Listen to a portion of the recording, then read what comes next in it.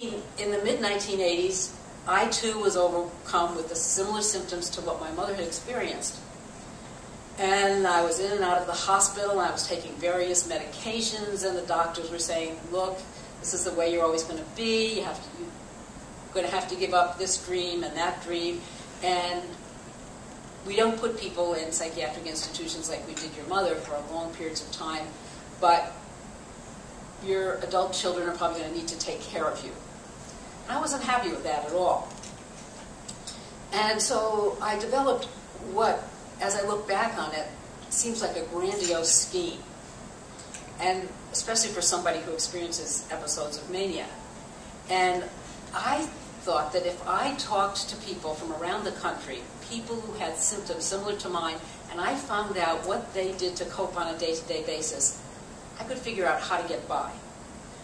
So I was working at that time with two different vocational rehabilitation counselors.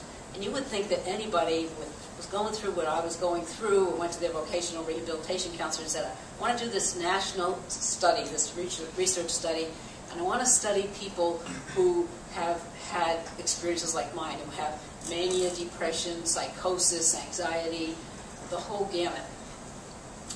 And they said, great. And I think there's a lesson in all of that for all of us. They say, great, we'll help you do that.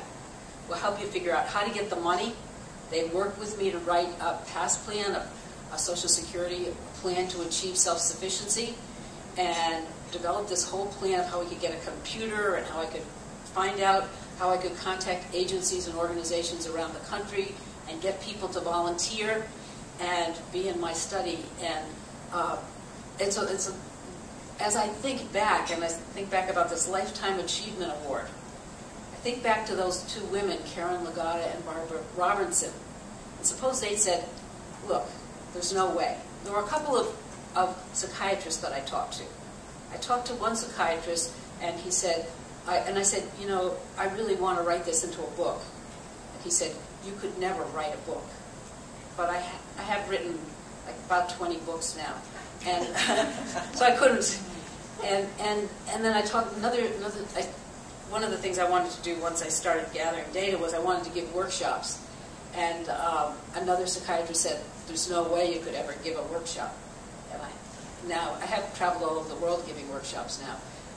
And he's decompensated, so I feel okay about this.